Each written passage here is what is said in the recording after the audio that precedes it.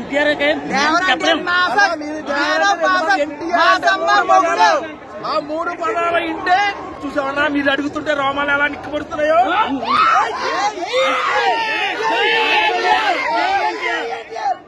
ఇప్పుడు ఎన్టీఆర్ కి హ్యాటర్స్ ఉంటారు కదా, వాళ్ళకి ఏమైనా చెప్పాలంటే ఏం చెప్తారు? సినిమా ఎన్టీఆర్ కింద ఏ యాక్టర్ పనికిరాడు. First of all A actor చెప్పాల్సింది ఒకటే,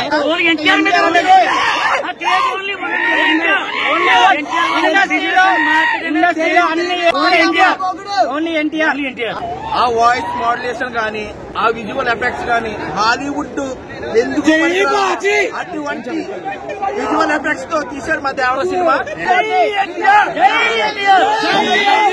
మీకోసం ఎక్కడైనా అవుతా సొకైనా అవుతా అన్నాడు కదా, సొరయ్యాడు చూపించాడు మా అన్న.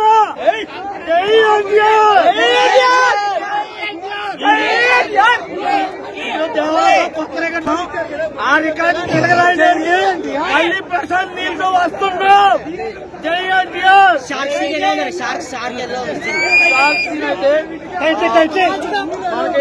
మనకు వచ్చేసి ఎరైనా అవుతా సొరైనా అవుతా అని చెప్పి ఒక సొరయ్యారు కదా, ఆ సొరని వేటాడుతున్నాడు మా వాడు. వేటాడి పక్కన పెట్టి కూర్చోబెడుతున్నాడు.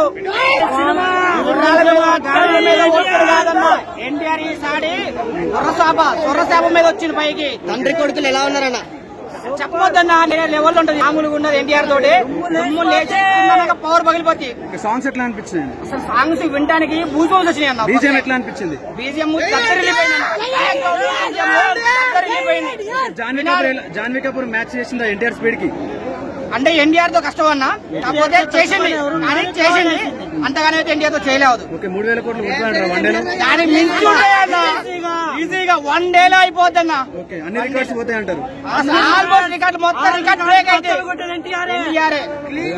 సారీ ఎన్టీఆర్.